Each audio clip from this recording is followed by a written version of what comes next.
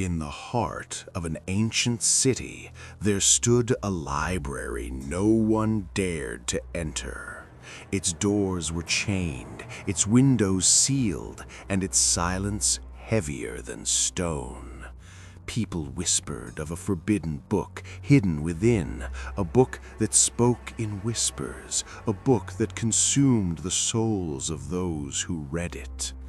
But legends are not always lies. One night, a young traveler arrived. His name was Arin. He was not from this city, but his curiosity was stronger than fear. With a lantern in hand, he stepped through the rotting doors. The wood groaned like a dying creature, and the air inside was colder than the grave. Dust swirled in the dim light. Shelves leaned like broken soldiers. Books lay torn and scattered. Yet in the center of the ruin, one book stood untouched. Its cover was black iron, etched with symbols that glowed faintly, as if alive. Arin reached out. The moment his fingers touched the cover, a chill surged through his veins. He opened the book, and the words were not words. They were visions. Shadows rose from the pages, eyes gleamed in the dark, and whispers filled the air, whispers that spoke directly to his heart. That night, he dreamed of horror. He saw the city reduced to ruins, its people frozen into statues of stone, while the shadows danced and laughed. When he awoke, the book was still open before him, its whispers louder than ever. From the darkness, a figure emerged, a shadow shaped like a man, faceless yet speaking. "You are chosen," it said. "You will guard the book, or you will become its next victim." Arin tried to flee, but the library shifted. Doors vanished, walls moved, corridors twisted into endless mazes. Every step dragged him deeper into the heart of darkness. There, he found a child, a little girl, pale and translucent, her eyes wide with sorrow.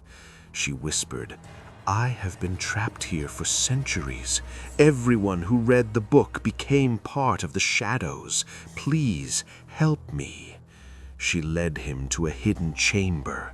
Books lined the walls, each torn, each bearing the name of someone who had vanished. And there, Arin learned the truth. A king long ago had used the book to enslave his people. But his greed consumed him, and he was swallowed by the shadows, waiting for another to take his place. The whispers grew stronger. They promised him power, dominion, eternal life. They tempted him to become the new master of the city. But he remembered the child and the people outside who lived in fear. He clenched the book and chose to fight. The library transformed again. Corridors stretched endlessly, each wall covered in mirrors. In every reflection, Arin saw himself, but twisted, corrupted, smiling with shadowed eyes. Each mirror whispered, "You will fail. You will belong to us." He smashed the mirrors, but the whispers grew louder. The child cried, "Don't listen. They feed on your fear." Arin stumbled into another hall. There he saw dozens of figures, men, women, children, all half shadow, half human. They were the victims of the book, trapped between worlds. They begged him, "Free us or join us." Their hands reached out, cold and heavy.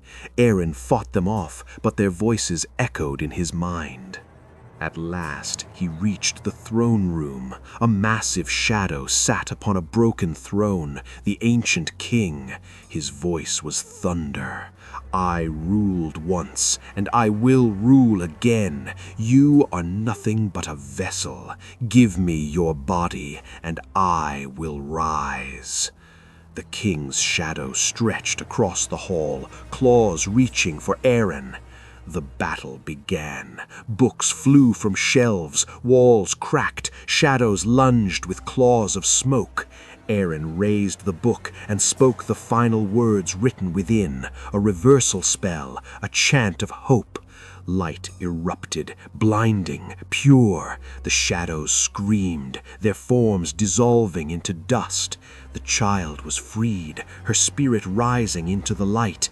The king roared, his throne crumbling, his body torn apart by the spell. Arin staggered into the street. The city awoke from its nightmare. Lanterns glowed, laughter returned, and the people rejoiced.